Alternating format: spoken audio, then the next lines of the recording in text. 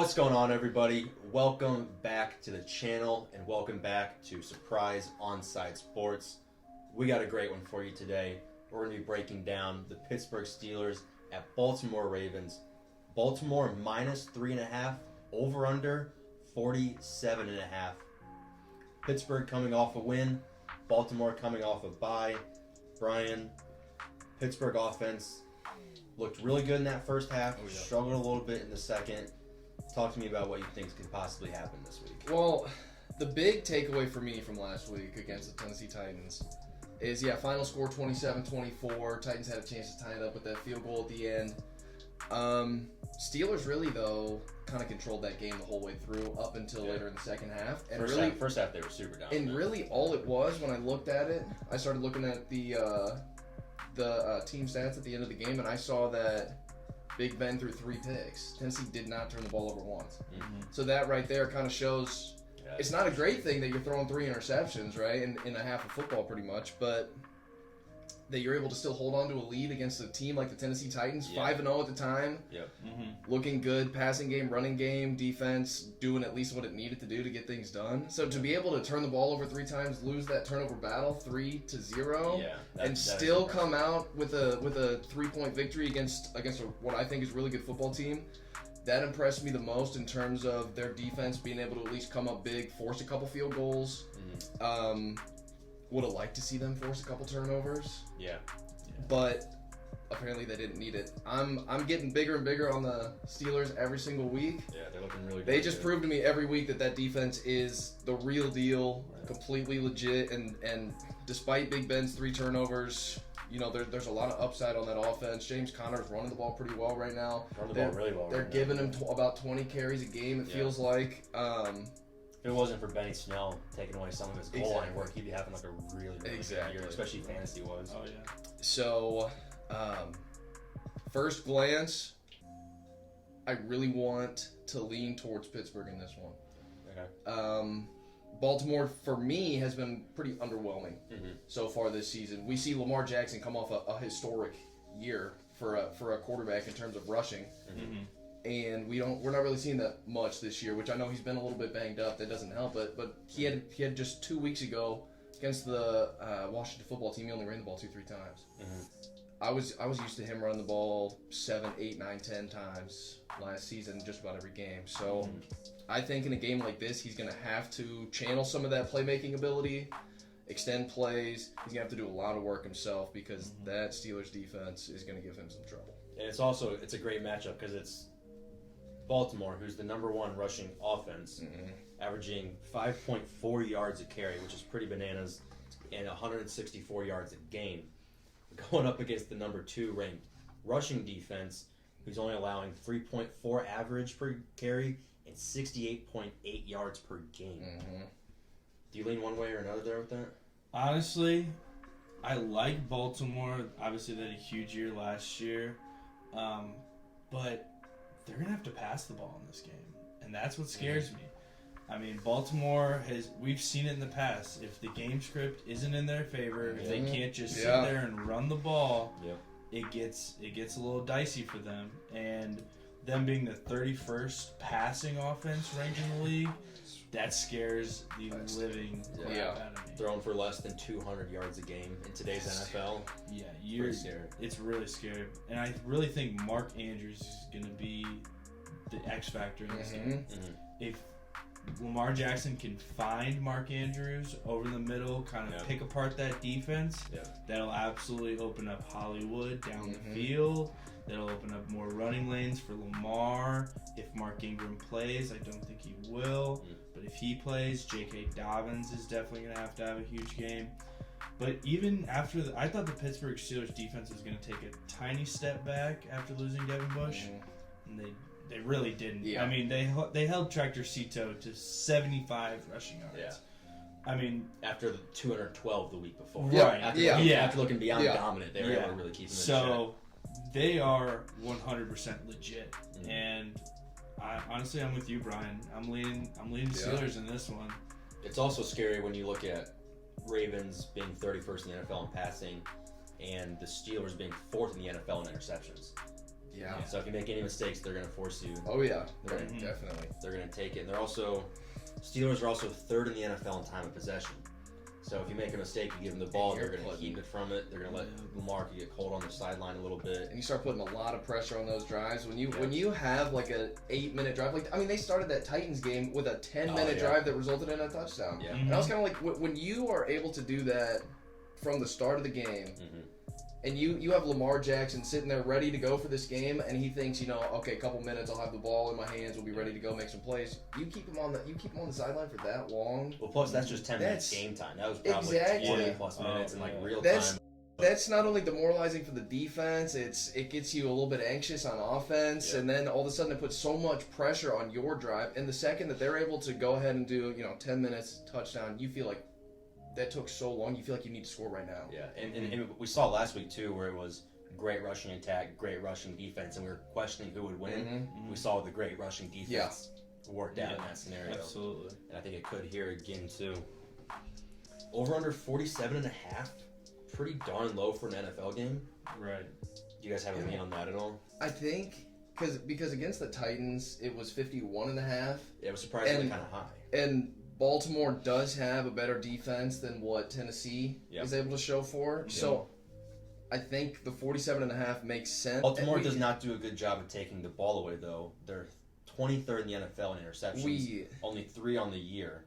So coming from a quarterback who threw 3 last week, but he's going to learn from that. He's going to definitely not do it again more than likely. Definitely. They're clearly struggling to take the ball away. Right.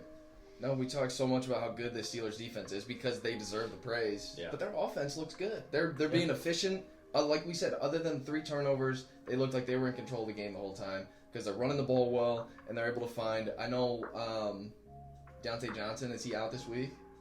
Yeah. He is out.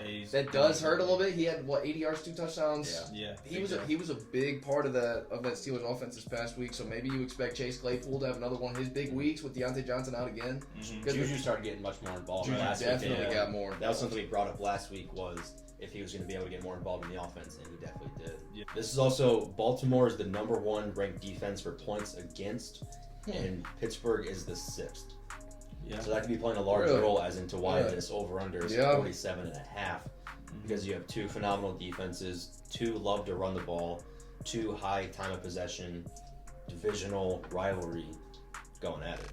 Baltimore is averaging almost 31 points a game, and Pittsburgh is averaging 27 points a game. Yeah. So in that sense, the 47.5 is a super low number. Right. Yeah. As badly as I love betting the over, I'm going to take the under in this one. And do you lean aside? I say Steelers plus 3.5. It's a lot of value in the 3.5. It really is. For a team that's 6-0, especially for an over/under with this low. So you're expecting it to be a close scoring game. You're getting a whole field goal and a half with what I think could very much so be the better team. Yeah. In a divisional game. So divisional games are always close. Always. Regardless of how good or bad a team is. It's a very familiar opponent, so you're going to be able to play to your best strengths. So I'm going to take the Steelers plus 3.5, and I will also ride the under because I think the time of possession and both teams really wanting to pound the rock. Yep. I think that this game's going to be long drives and just trying to keep the ball out of each other's hands. So I think it's definitely going to go under. You said Mark Andrews as your X factor for Baltimore. Do you have an X factor for the Steelers, either offensively or defensively? Honestly, probably Chase Claypool. Yeah. Because if Deontay Johnson's not going to play, he's going to have to step up big time. Yeah. I mean, I know we saw a big week from Juju last week, but he was also one of the guys that we said needed to step up. Yeah. And you expect him to step up every game. I'm looking for him to continue this and continue to grow off of that, but Chase Claypool is going to have a game. It really is. Yeah, this could be a great one. I think we're going to have a consensus almost best bet of the week because I agree with the Pittsburgh plus 3.5. Yeah, so many points. I mean, all the reasons we've run through. Low scoring, time of possession, run the football. Number 1 points against, number 6 points against defensively. I'm going to take Pittsburgh plus the 3.5. The over-under is so low that you really want to bet the under. Everything lines up for everything lines up for the under, which almost kind of scares me. Yeah. I was just about to say this. It's kind of starting to scare me It's that we're all on the starting- same page. yeah, and we we're just all- writing yeah. off. If you the guys Ravens. remember- Yeah, because all of a sudden we're writing off the team that came in as one of the 3-4 best teams in football. And last Absolutely. year was, for most of the year, the best team in football. Yeah. Until Yeah, the Chiefs got super absolutely. hot at the end. Chiefs are their kryptonite. Yeah, Chiefs are the kryptonite. They're not playing the Chiefs, so maybe the offense actually finds a little bit more success than what it has been this year.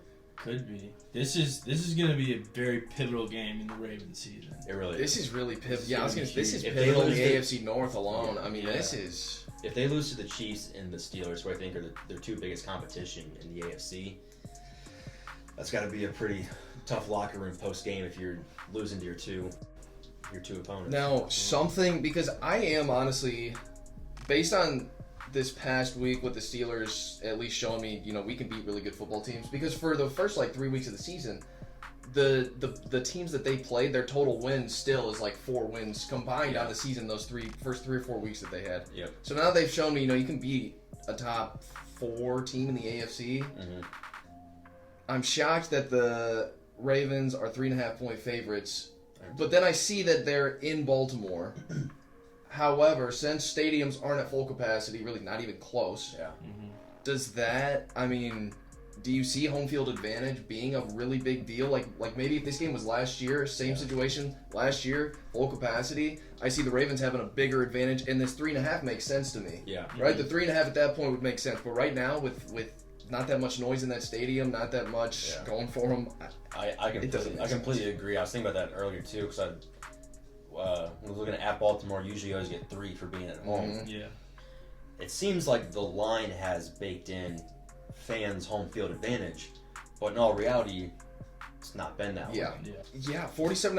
I could see this game being. I could see a field goal late in the fourth quarter sealing this game for one of these teams. Yeah. So I could see. Then when I think, okay, what do I see the score as? I see maybe a 24-24. Something. Overtime. And then something around I there. was And then just thinking maybe overtime. either a field goal sends it in to 24-24 gets you right there. Maybe it's 24-21. Yeah.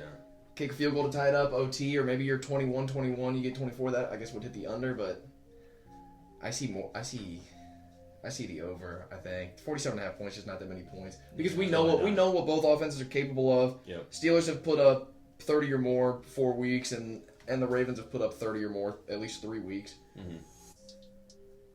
I know that defenses are good, but Yeah. if one team gets out to a lead, like let's say the Steelers, I could see the Steelers getting out to maybe a 7-10 point lead or something. Mm-hmm. Then all of a sudden, as the Ravens, you're in attack mode almost the rest of the game. Even because when you have to overcome a 2-score deficit, let's say you're down 10-0 and then you tied up 10-10, and then you even take a 17-10 lead, you're still your attitude is still kind of like attack mode. You don't see them be like, okay, we're up 17-10, let's just kind of casually start running the ball again now. Yeah. Which they'll run the ball a lot, but I still see them being like, once you get down, the rest of the game you're almost in. We just got to keep scoring. Gotta keep going. Just got to keep scoring. So I could see, and they don't have too many big play guys, but Hollywood Brown is. He's shown time and again that he's capable, and Mark Andrews is at least maybe Mark Andrews probably does have a big game, and because like we talked about, they're gonna need to pass the ball. And no Devin Bush. That's guard. and This that's could their be where you really start to consistent, feel the Devin Bush. right? Because last week Didn't feel it too much. Tennessee wasn't able to take advantage, but John New was banged up, and they don't have a great vertical tight end as Mark Andrews does. Right. does. Yeah. Got 47. That's just right in the middle where I'm scratching my head. I'm Yeah. still. I'm gonna ride Pittsburgh plus 3.5 and Yeah. the over. Okay. Especially I'm gonna do the same especially thing. knowing what the weather now. Yeah. 61, cloudy, beautiful day though for AFC North football. I'm gonna agree with the Pittsburgh plus 3.5. I'm gonna stick to my guns though on the under. I just think time of possession with Can't blame defenses in the you. AFC North should be super close though. Because you could really be looking at drives that still take 4 or 5 minutes and result in no points. Nothing. Yeah, that's Yeah. what Result in nothing. It's kind of what I'm imagining is some drives. Yeah. Where, the first quarter is just kind of dead. 3-0 at the end of the first quarter, but Yeah. still, Well, the clock's gonna be running too. If they're gonna be, Definitely. they're running. Definitely. The clock's gonna be running. Right. Yeah. So that definitely helps you lean the under a little bit there. Wish it was a touch bit higher, but take where you can get it. Thank you guys so much for watching. We greatly appreciate it. If you liked the video, do us a huge favor, drop a like on it. Comment down below who you think's going to win this game, whether you like the over, the under, and which way you lean with the points. Remember to subscribe for more content. Go check out our other videos. Love you guys. Peace out. Thanks, guys.